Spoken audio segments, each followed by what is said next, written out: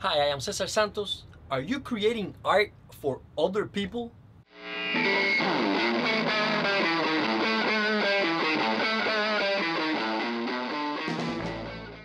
We have been told, or at least I was told when I was studying contemporary art in college, to not paint for other people, to not care about what people think about my art, to just express myself disregarding anybody else's opinion. And artists that are trained in the contemporary art world say that they don't care about what other people think about their art. But they show their art to other people. They are happy when other people respond to their art and like it. They might get unhappy if nobody responds in a positive way to their art. They like art created by others and like when others buy their art.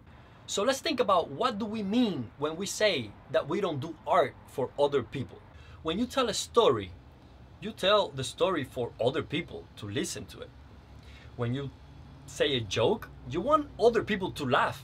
Actually, if you say a joke and nobody laughs, you probably won't be repeating it again.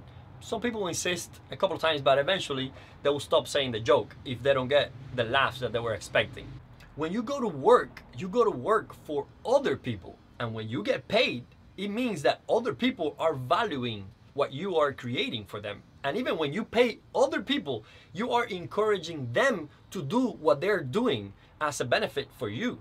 We are social beings and we need to interact and get feedback from other people in order to adjust our lives for the better.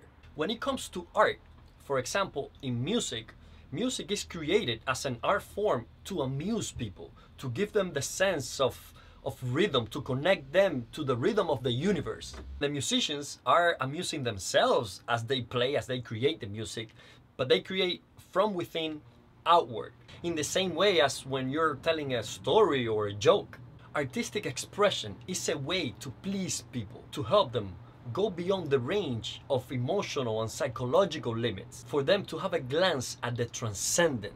Visual art historically has developed with the principle of communicating with people to a higher level, as art was made by an individual or a small group of artists for the masses to influence culture. Sometimes artists are more engaged with the craft and are sensitive to the response from the people, instead of challenging the norms and the principles already established. Other times, artists take the risk of being disliked by most by offering a new way of expression, by offering a more personal form of creation. You benefit from creating a stronger bond with fewer people. Sometimes this individualistic type of art completely misses the point and gets lost where no one can rescue it anymore, not even the artist. But other times, this personal expression hits the universal code and reaches people. I understand that consciously we shouldn't be making art for other people, but since we know that the ultimate goal is to influence the audience, then we need to use tools that are captivating to that audience. The same way that the tools for music is appealing, or the body of a dancer moves in synchrony with the music. In visual art, we need to create appealing images that connects to the audience at a visual level first. So when we express ourselves with those mediums, already the medium is attractive to the people. And then we can create art that is personal, because already those tools are the ones communicating with the audience. But wait, we also have to question, who are these people that we are trying to connect to? Who are these people in the art world? Before, the artist would work for the master. So the people influencing the artist would be the master at that point. And the master would be guiding you to work for the commissioner, for the public or private commissions that will go beyond the masters. And the ultimate goal for those commissions is to reach the audience, the majority of people.